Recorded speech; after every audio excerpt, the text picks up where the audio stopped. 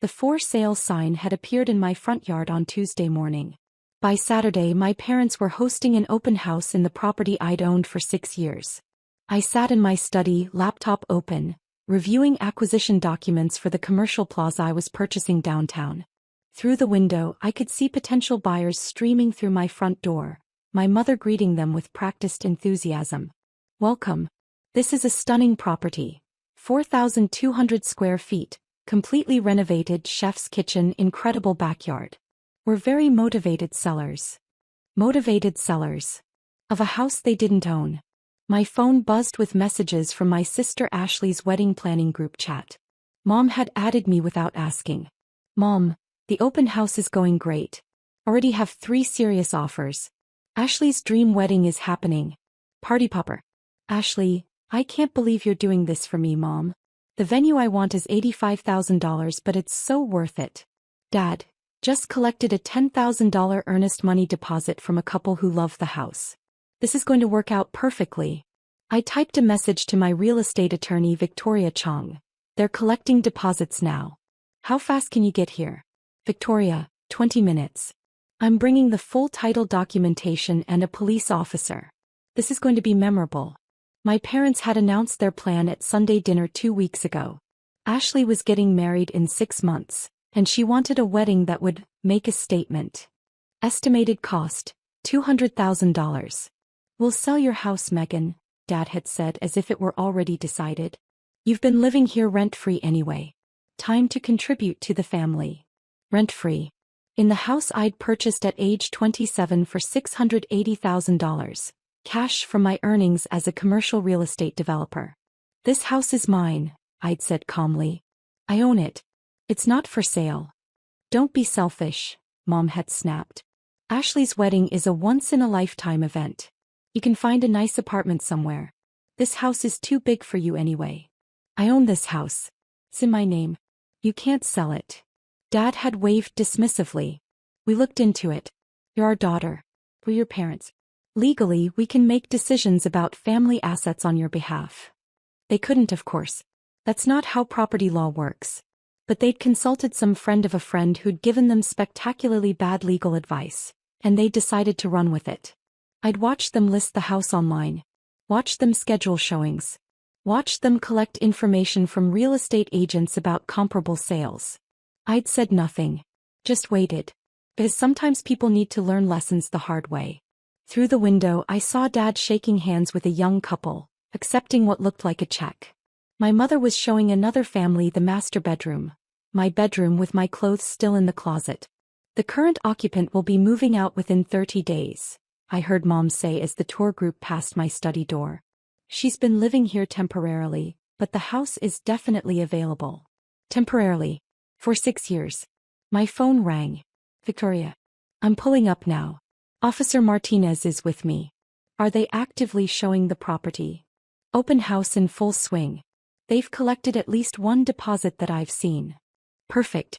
Stay where you are. This is about to get interesting." 3 minutes later, my front door opened with authority.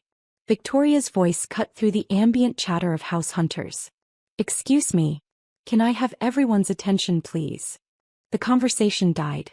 I stood, walking out of my study to see Victoria in the foyer, Officer Martinez beside her, both holding official-looking documents.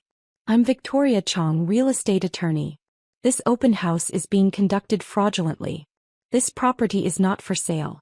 The people hosting this event do not own this house and have no legal authority to sell it." My mother's face went pale. "That's absurd. This is a family matter." "This is a property matter," Victoria corrected. She held up the documents. "I have here the deed of record for 427 Riverside Drive. The sole owner is Megan Patricia Warner, who purchased this property on June 15, 2018, for $680,000, cash payment, no mortgage. Title is clear and unencumbered." "Megan is our daughter," Dad said, his voice taking on that authoritative tone he used when he wanted to sound important. "We have the right to manage her assets." "She's 33 years old," Victoria said flatly. "She's not a minor. You have 0 legal rights to her property. What you're doing is called real estate fraud and it's a felony." "Now wait just a minute," Dad started. Officer Martinez stepped forward. Sir, did you collect money from any potential buyers today? I collected an earnest money deposit. Perfectly normal in real estate transactions. For a property you don't own. That's theft by deception. Martinez pulled out his notepad. How much did you collect? Dad's confidence faltered. $10,000. But it's going toward my daughter's wedding. It's going back to the people you defrauded, Martinez said. Immediately. Where's the check? The young couple who'd given Dad the deposit stepped forward, looking alarmed. We gave him $10,000. He said the house was available for immediate purchase. I'm so sorry, Victoria said to them. This property is not for sale. These people have no authority to sell it. You'll get your money back right now. My mother found her voice. Megan, tell them this is just a misunderstanding. We're family. We're helping Ashley. By committing real estate fraud with my property? I said calmly. No, Mom. This isn't helping anyone. This is stealing. We're not stealing. We're your parents. What's yours is the family's. Victoria pulled out more documents. Actually, let's talk about what belongs to whom. Megan, shall I present the full picture? I nodded. Megan Warner is the CEO of Warner Development Group, a commercial real estate firm she founded at age 26. Current portfolio value, $127 million across 18 properties. This house, which she owns free and clear, is her personal residence. She also owns the condo complex where you, Robert and Patricia Warner, currently live. My parents froze. The affordable rent you've been paying for the past 4 years? Victoria continued. 50% below market rate. Your landlord is your daughter. She's been subsidizing your housing while you apparently plan to sell her house without permission. The room full of potential buyers was dead silent, watching this family drama unfold with horrified fascination. Additionally, Victoria said, pulling out bank statements, Megan has been making monthly deposits into Ashley's checking account for the past 2 years. $1,500 monthly. $36,000 total. Ashley believed these were wedding gifts from Grandma's estate. There is no Grandma's estate. It was Megan. Funding her sister's wedding savings while you all apparently decided to commit fraud to get more. Ashley, who'd arrived mid-confrontation, looked stricken. Megan, is that true? Yes. I wanted to help with your wedding. Legitimately. Not by having my house stolen and sold out from under me. I didn't know, Ashley whispered. I thought Mom and Dad owned this house. They said you were just staying here temporarily. They lied, I said simply. About a lot of things apparently. Officer Martinez was writing in his notepad. Mr. and Mrs. Warner, you've committed several crimes today. Real estate fraud. Theft by deception. Possibly identity theft if you forged any documents with your daughter's name. You need to return all money collected immediately and cease this fraudulent sale. We were just trying to help Ashley, Mom said, tears starting. The wedding venue she wants. Costs $85,000, I finished. I know. I was planning to contribute $30,000 as a wedding gift. I was going to tell you at Thanksgiving. But instead, you decided to sell my house without permission. The silence was deafening.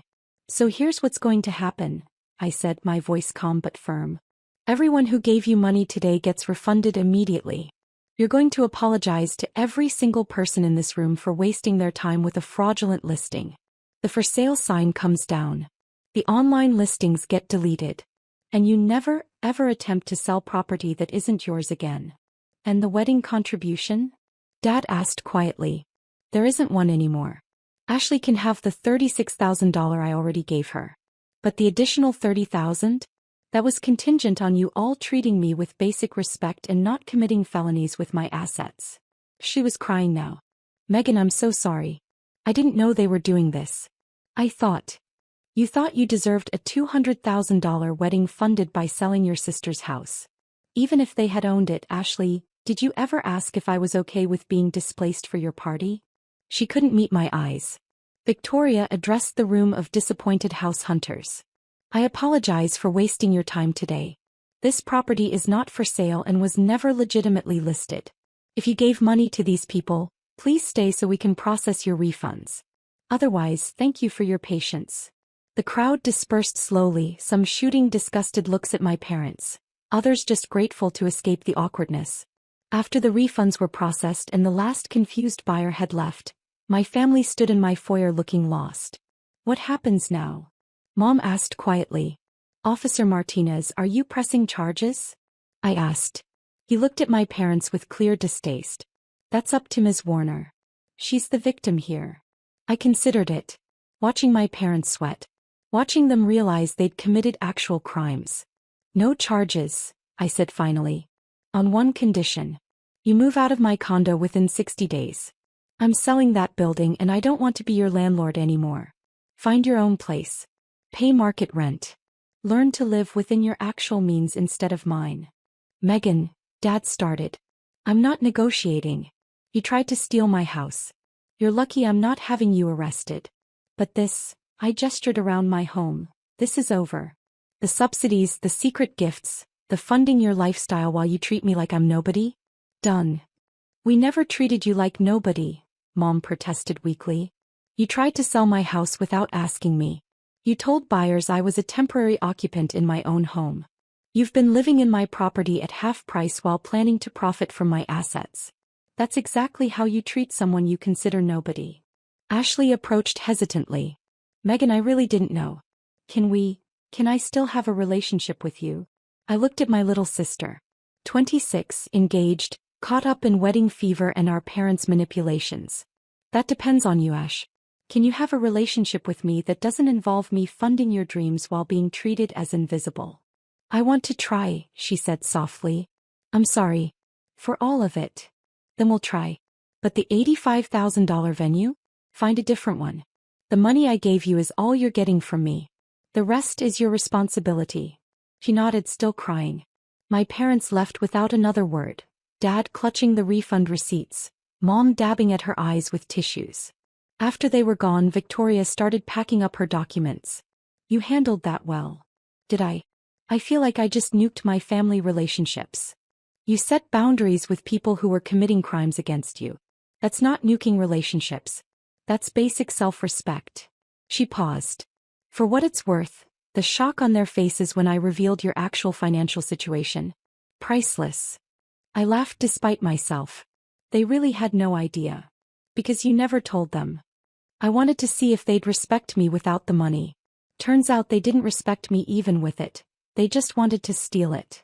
Victoria left, Officer Martinez following after confirming no charges would be filed. I stood alone in my house that I'd earned, that I'd purchased, that was mine, and felt the weight of the day settle over me. My phone buzzed. Ashley. I'm canceling the $85,000 venue. Found something nice for $15,000. I don't need the huge wedding. I need my sister. Can we have coffee this week? I typed back, Tuesday 10 a.m. The place near my office. Thank you. I love you. Love you too. My parents never apologized. They moved out of my condo 58 days later, leaving passive-aggressive notes about how I'd become too successful for family. I sold the building for $4.7 million. Ashley's wedding was beautiful. Intimate.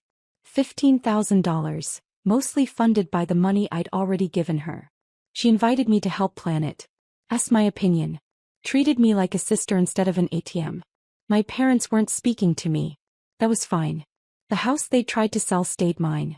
The relationships built on respect stayed healthy. And the people who'd tried to commit fraud to fund a party? They learned that property law is real, consequences exist, and some houses are simply not for sale. No matter how badly your sister wants a champagne wedding on a beer budget,